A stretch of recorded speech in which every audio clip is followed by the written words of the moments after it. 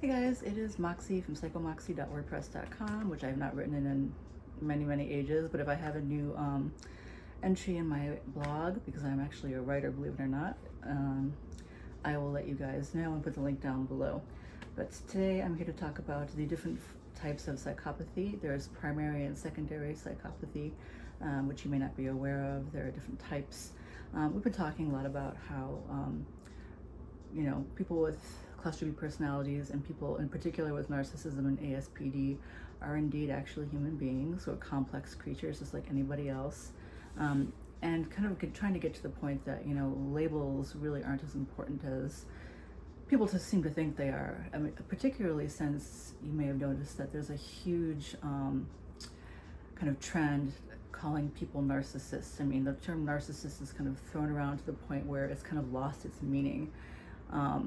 I don't know if you guys ever watched the show Friends back in the day, but there was an episode, it reminds me of this episode when, I forgot the guy's name, but from Saturday Night Live, I think he came on and he was stoned and he came in to eat what's her name's baking, and he was like judging one of her things that she made, and he's like, it's a tartlet.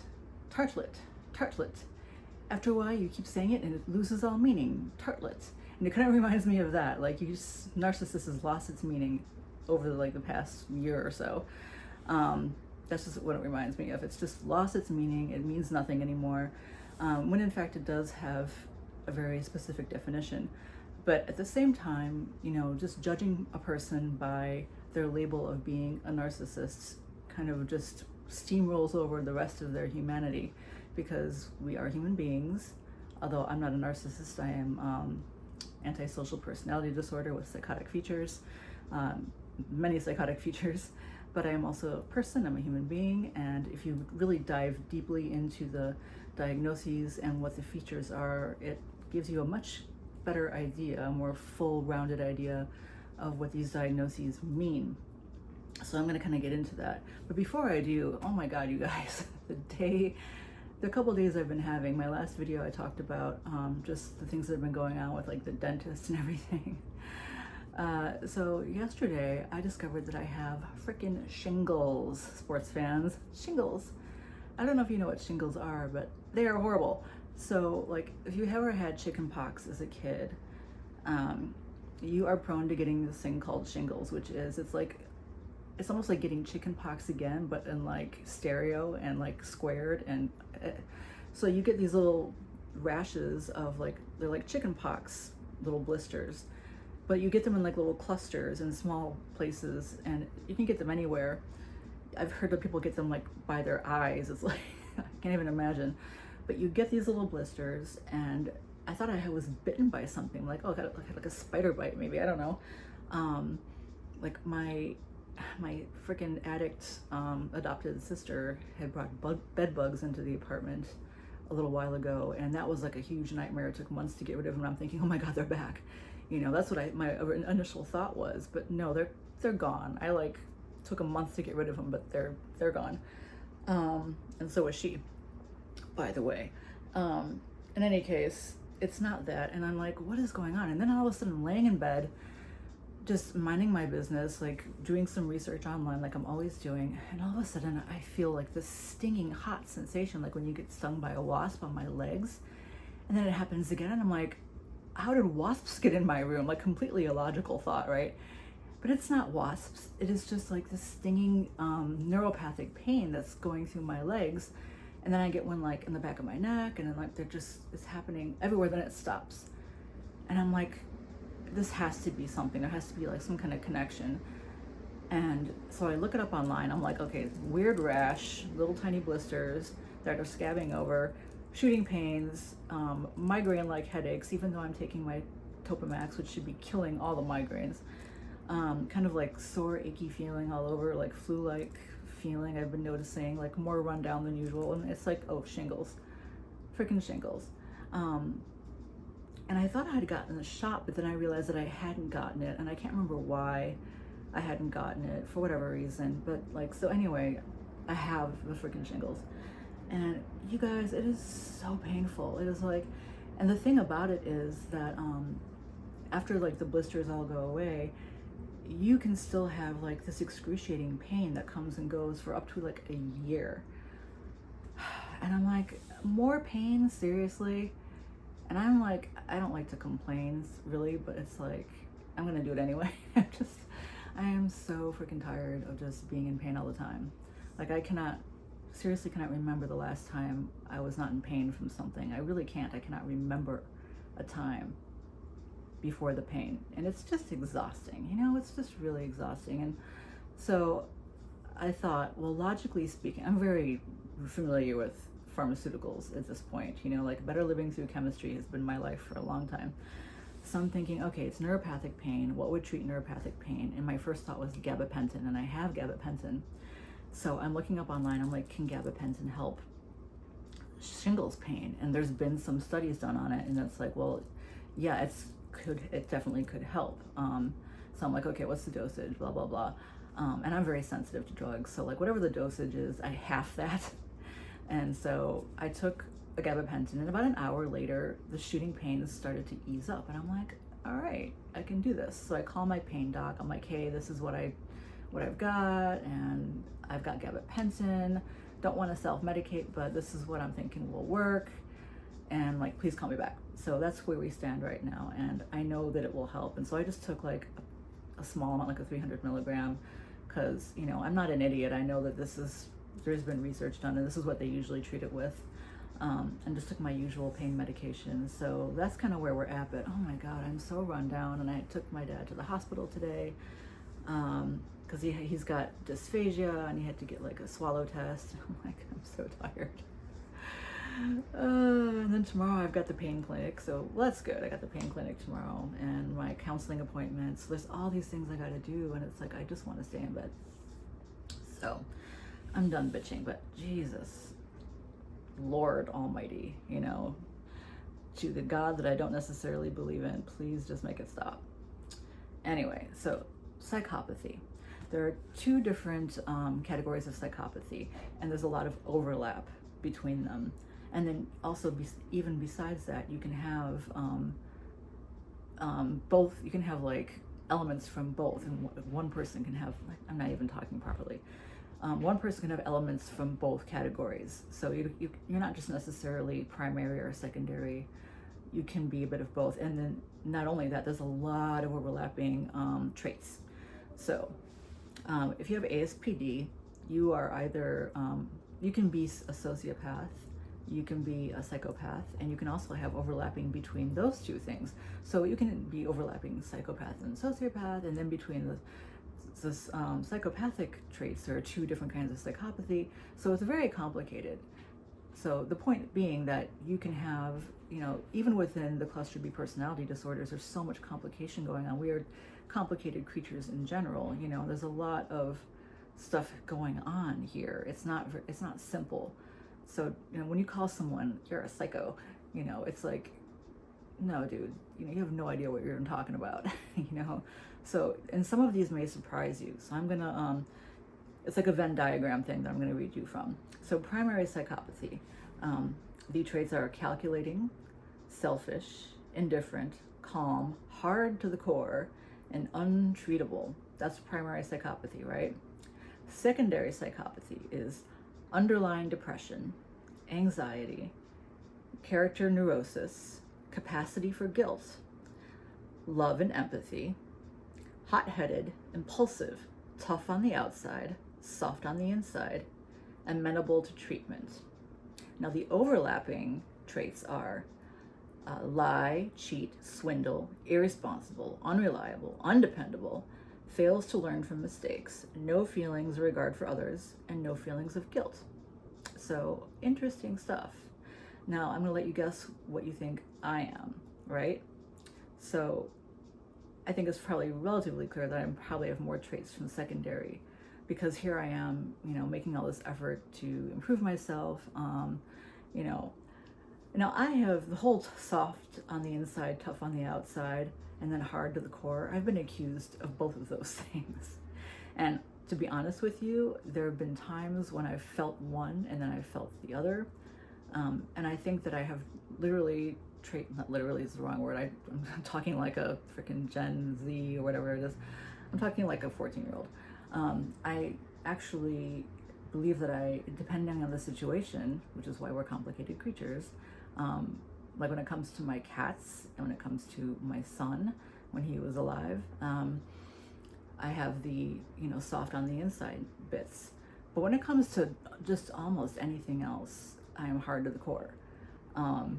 So it depends. It's situational, honestly, because for most things, excuse me, I have feelings for myself. Like I can sit here and be like feeling sorry for myself, like, oh my God, I'm in pain, meh. But if someone else I didn't know was sitting there like complaining about like the same thing, I'd be like, I know exactly how that feels, but I'd be sorry for myself because I know how that feels. I wouldn't be feeling sorry for them. I'd be like, oh, I know exactly how that feels. Poor me, I feel the same way. You know what I mean? And that's just being totally honest. Unless it was someone that I personally knew and cared about, like I would not have like the empathy. But if I knew you and I developed like a feeling for you, like I was just talking online today. Oh, goodness, I'm so sorry, you guys. It's just like I'm getting these weird pains. I was talking to a girl online today who also has Ehlers-Danlos, and she was explaining to me like what her day was like and how she was feeling bad. And I was like, I kind of felt a little bit bad for her. Like, I know what that feels like. I mean, I wasn't like, my heart wasn't like, oh no, but I was like, I know exactly how that feels, and I like her. And she and I are very, very different emotionally. Like she's far more like soft-hearted and like a sweet person, and a lot more empathetic than I am, certainly, and like has a lot more like show of emotion and things like that. But I like her, even though she's way, way different than me. And I was like, oh, I wish she didn't feel that way. You know what I mean? So I'm certainly able to like develop empathy towards people. And I've never even met her in person, but like most of my social life is online. I've got like a couple friends in the real world, but because of my illness, most of my stuff's online. So, that's a secondary psychopathy thing. But I bet you anything that y'all thought that psychopaths didn't feel any kind of emotions. I'm going to read the secondary thing again. Has underlying depression, anxiety, character neurosis, capacity for guilt, love, and empathy. Seriously. Hot-headed and impulsive, tough on the outside, soft on the inside, and amenable to treatment. Okay, so like I think all those things apply to me. I'm not really all that prone to anxiety. Like I'm prone to hypomania, which can kind of present as anxiety. And hypomania is like where I don't sleep for days on end, but I don't feel like anxious, like that scared anxious that people talk about, or you know what I mean? It's just like this overactive sort of like hypomania thing. And I don't have any neuroses, I don't believe anyway. Like my definition of neurosis, when I read it, I'm like, nah, that's not me. But no one's gonna have literally all the things. But I also have I'm very calm, generally speaking, like interior calm. I keep my cool when there's crises.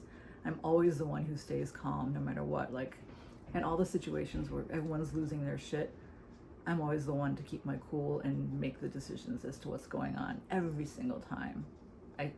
There's never been a time when I was not the one to like organize and get everyone together when there's chaos going on. So I'm the one who stays calm. Calculating and selfish and indifferent.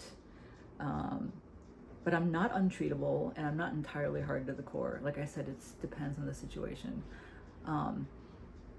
Oftentimes when there's someone who's just like complaining and like, you know what it is, I've noticed that when someone is just like, I call it like the Eeyore syndrome, when someone is just going on and on and on and like just bitching and talking about how hopeless everything is and how hopeless their life is, and they're just like going on and just bitching and moaning, and there's like no positivity whatsoever and like no solution and no way out, and they just like hate everyone, and like especially like the red pill misogyny people, or like women who just like completely have no respect for like anyone at all. Like they're completely misandrist with no hope at all. You know, I mean, even though I can see with the way that the world is today with like all these red pillar guys, it's like, Jesus Christ, it's hard not to hate them.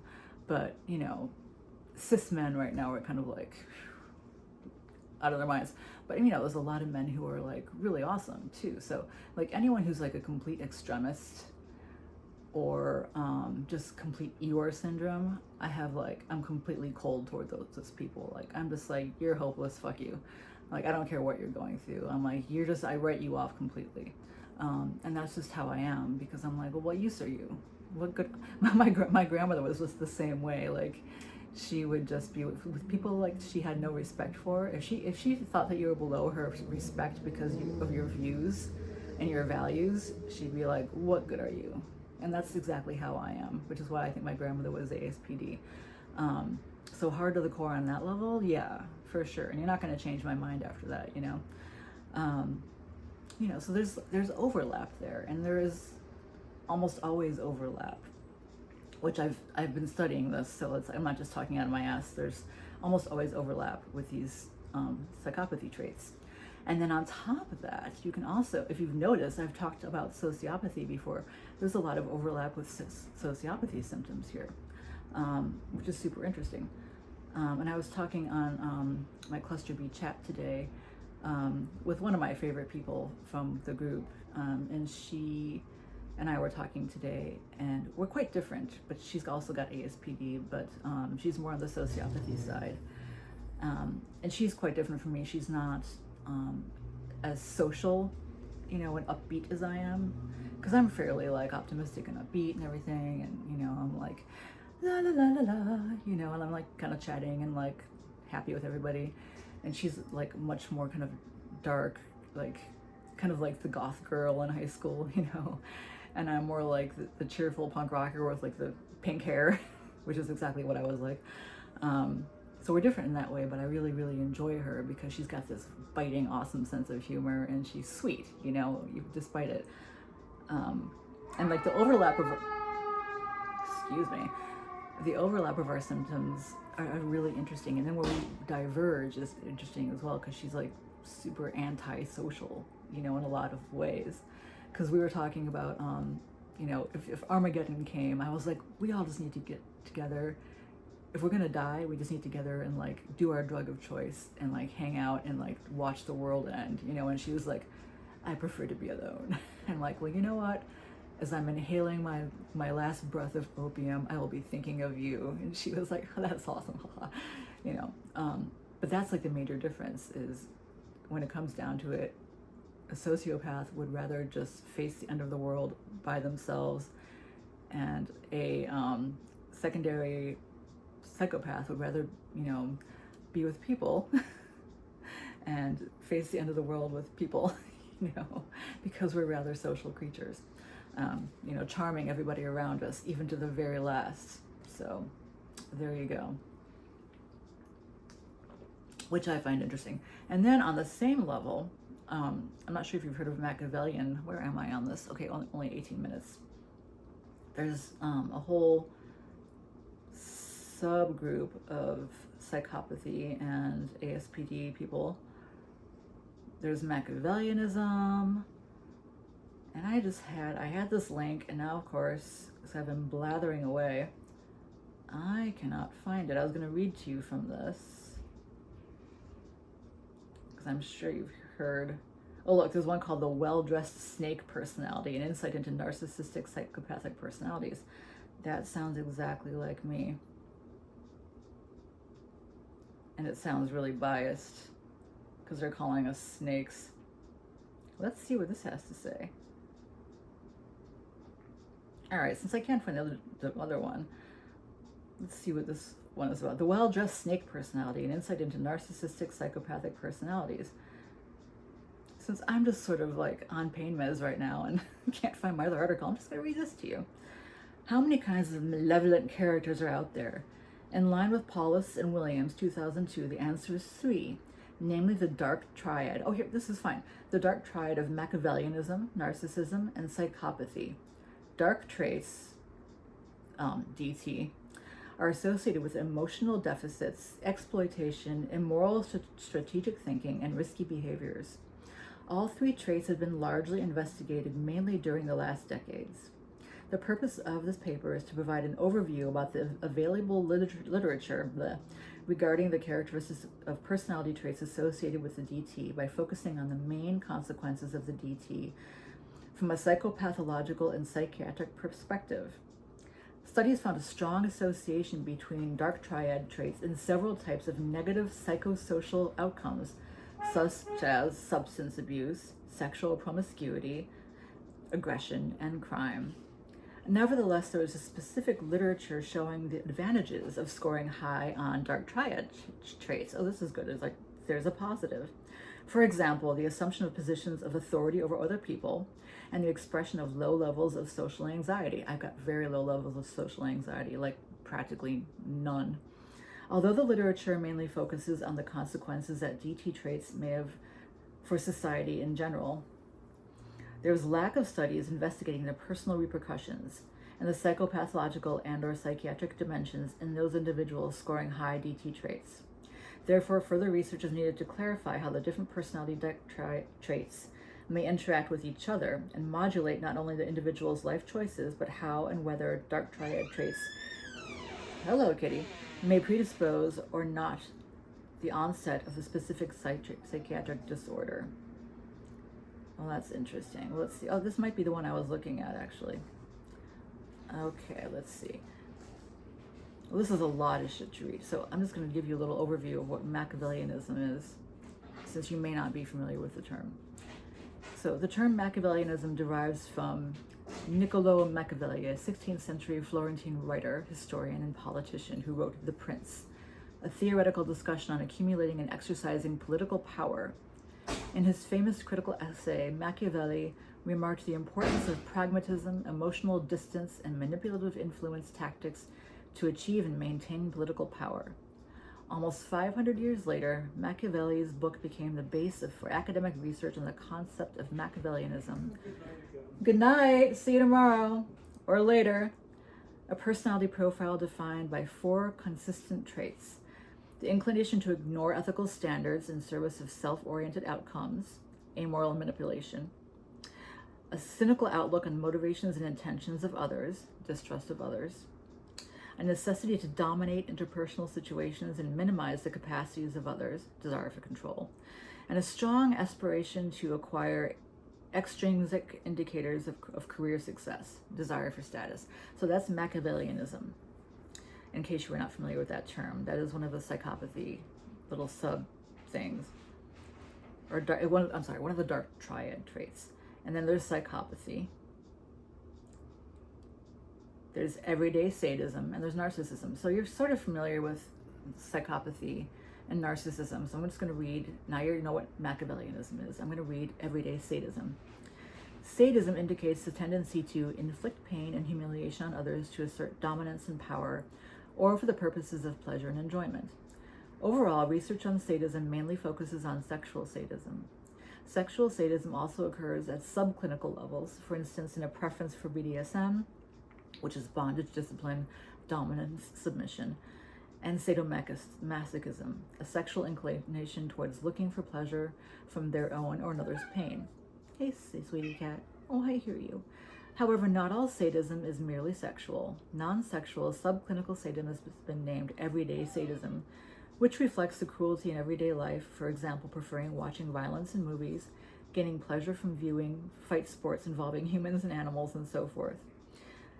This kind of describes me, except not animals. I could not stand to watch animals hurt each other at all.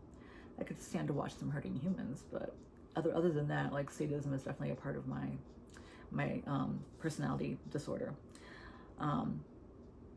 Individuals who exhibit everyday sadism behaviors gain a greater pleasure from killing bugs and are even disposed to work for the opportunity to hurt innocent people.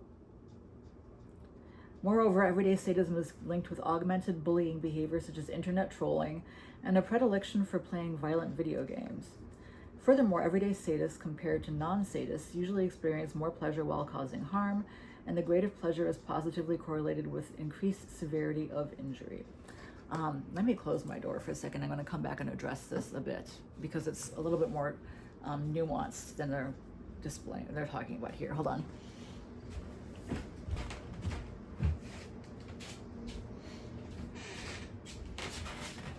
Okay, so like with the whole sadism thing, I definitely derive pleasure from killing bugs. I derive no pleasure from doing anything involving animals.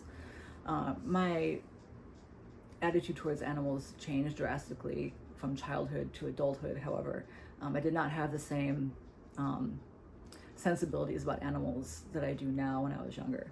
And I won't say anything more than that, but which is part of like the diagnosis of ASPD is your attitude towards animals.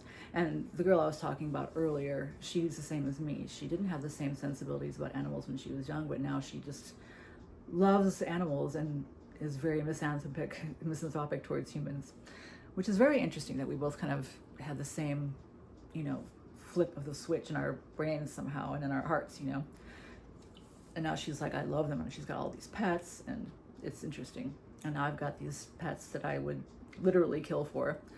Like, don't mess with my animals. It's interesting. But in terms of sadism, I was involved in the BDSM scene. I'm going to do a video soon about sexual deviance and the cluster B personality disorders, because there's a whole bunch of studies done on that, and I think it's interesting. And just to give you guys something a little tittillating to watch, for a change.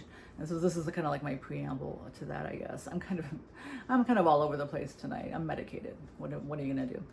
But the sadism thing, I was involved in the BDSM scene. I was a professional dominatrix, which, if you're not aware, involves no sexual activity. It's just, people want you to do certain things to inflict pain, and you do them and you get paid. And it is completely up to them what they want done. You respect it entirely. You do not cross any boundaries. And it's a healthy expression for me in order to get that kind of out of my system, which is what I did. And it's just, it's one of the healthiest expressions of getting whatever they need within a certain, structure. And it's all very respectful, and it's all very consensual. Oh my God. So if someone has got sadistic tendencies, that is like the healthiest way to get them out of your system in a healthy way, instead of going out and just like randomly causing injury to people. Like, I'm not an internet troll, I don't go out and like just randomly cause pain to people, I can be a little sadistic in argument or with people that I don't respect, or that I feel are just, being ignorant or like obtuse or like, weaponized incompetence, weaponized, ignorance. I can be very sadistic. I've got a very sharp wit, a very sharp tongue, and I can use it, against people. And that I can be very sadistic in that way. Not physically sadistic because, I'm a small woman, it's not within my best interest to do that. But when I was a dominatrix, certainly I was hired for that purpose, because I was a small woman and, little, and that's what people wanted, at least the people that hired me, pardon me. So, it's all just, like I said, it's completely consensual and is a healthy expression. So oftentimes you have people with ASPD have a very sadistic streak to them, and psychopathy in particular. And you'll find that a lot of people who go that route, that's what's a personality disorder that is part of the whole package, and it's one of, people who are healthier on the scale will use that as an outlet, I suppose. Sorry, like my word recall. I'm on this medication called Topamax, which people call it the supermodel drug because it makes you skinny and stupid. And I just took some. It's for migraines. And of course, my usual squirrel. That's what's happening. But Machiavellianism is a completely different thing. That is not within my personality traits pretty much at all, really. And then the narcissism we've of course talked about before. So the Dark Triad, the sadism, Machiavellianism, narcissism, psychopathy. There's 4 there. So they called it they added the sadism recently, and it's a tetrad. Is that what it is? Is that 4? Or is that 5? I don't know. I can't remember the term. And I just looked at it a minute ago and I went shoo out of my head. So there's all kinds of complicated little subgroups and whatever, because human beings are complicated, and that's just the way that it is. And people have overlapping, traits and all these different things, and people are on, it's all on like a scale, it's on a continuum, and so when people are judging someone with a cluster B personality disorder, and in particular someone with either narcissism or ASPD, because we're the ones who are the most villainized, you have to really keep those things in mind. And on top of that, where it stems from, the abuse that it stems from, it's way more complicated than people think that it is. And we are not super villains who are completely inhuman and heartless and horrible. That's just not the way it is. And as I read in the Venn diagram thing, the secondary psychopathy, we're far more humane than people seem to think. Now, the primary psychopathy, I don't really know if anyone's been studied as being purely primary psychopath, although I would imagine, I don't know, someone like a serial killer could possibly be diagnosed that way, completely cold to the core. Although, even someone like, I think Dahmer was diagnosed as a psychopath and also schizophrenic, something along those lines. I know he's certainly psychotic and psychopathic. Not necessarily the best combination, and of course he was unmedicated, but even he was doing what he was doing because he was lonely. He was extremely lonely but completely psychopathic and psychotic. I mean, out of his mind, out of his gourd, and while he was searching for someone to love, he couldn't get over his own insanity, and so it just got completely twisted, despite the fact that there was that one guy that he was with that he could have, if he had been able to get over his own insanity and twisted paranoia, he would have probably been okay, but he couldn't. He was just far too gone, because he was ultimately just too cold, and at the very core of it. So perhaps someone like him, or Ted Bundy would be a good example too. That man was he's probably even a better example. Hello, kitty cat. You just want to come in and out of the room all the time. Do you want to say hi to people? Do you? So other than that, I think just, maybe an extreme case, you might be able to say that they're, come here, Missy, say hello. The extreme cases, perhaps you could say that they're, pretty much primary psychopaths. But, secondary, I think, is most likely probably a more common, or the mix of the two is probably a lot more common, because here you have people, hello, sweetheart, people like myself, well, no kidding, yeah, who are seeking treatment, and who are, definitely having emotions and discovering emotions. And I think it happens, later in life. We get past the edginess of our teen years. We have experiences in life. We go through some loss. We go through, the realization that, our behaviors are isolating us and making us, basically these creatures that are completely alone and isolated, and we don't have anybody. I think I mentioned once that I've never been in love except for that one time when I was 17, and your brain isn't even formed. I was 18. Your brain isn't even formed at that age. You know what I mean? It's what even is that? So that is kind of crazy. That's ridiculous. And the one thing that really changed, you would think that birth of my child would have really shifted things for me, and it started the shift. Because that was the first time I ever really, really completely, entirely loved anybody. But what really caused the shift and made me realize that I had to make a change was after he died. Because that I think was what it was, is that it made me realize that I was completely, entirely, and utterly alone in the world. And I think a realization like that makes a person understand that something needs to change. And the only thing that can change is you, because you have no control over anything else but yourself, right? I mean, you can't control anything else in the world except for yourself. And even that can be difficult, you know? I mean, controlling yourself can be a bit of a bear. So, but I realized, you know, it was either going to be that or, you know, that or just, you know, check out. And I didn't want to check out because I like my life and I want to be here, and like, you know, we're all going to die anyway, but why expedite the process, right? So, and I'm glad that I figured it out, because I'm glad that I'm still here, and I, you know, there's so much in life to enjoy, and I love being alive, and I love my cats, and I love myself. And it was a rough road getting here and realizing that there's so much more to life than just living by my trauma, you know, just being controlled by the trauma of my past. And like, what kind of life is that? It's a horrible life to lead. And that's really what it was about.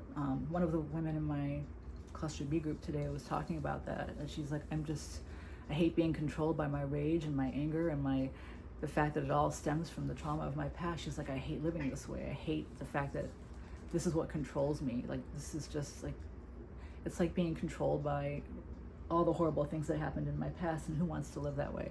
And I was like, that's exactly how I feel, you know? It's exactly the way that I would describe it too. And that's the impetus. That's the impetus for this channel. It's the impetus for all the changes that I've made in my life, and the changes that I continue to make and will continue. And it's going to be a lifelong process. I mean, it's kitty cat. It should be called the Esmeralda channel at this point. That's her name, is Esmeralda. Right, Esmeralda? And it's going to be a lifelong process. It's never going to end. And like, you can't, it's, you know, it's like they say, it's the journey, not the destination. I mean, I know it's like a hackneyed phrase, but it really applies here. If you knock those cans over, Missy, she is just like, give me some attention. You want attention. I understand. So, yeah, there you go. I realized I kind of went on this long, winding road to get to the end point of my video here, but yeah, that's what this is all about. And this is like a 40-minute video at this point. Oh my goodness, are you the cutest thing in the whole world? Yes, you are. So yeah, I should probably end this video now, because like my cat is like, pet my belly. So yeah, as disordered as I may be and may have been my whole life, there's hope. There's always hope.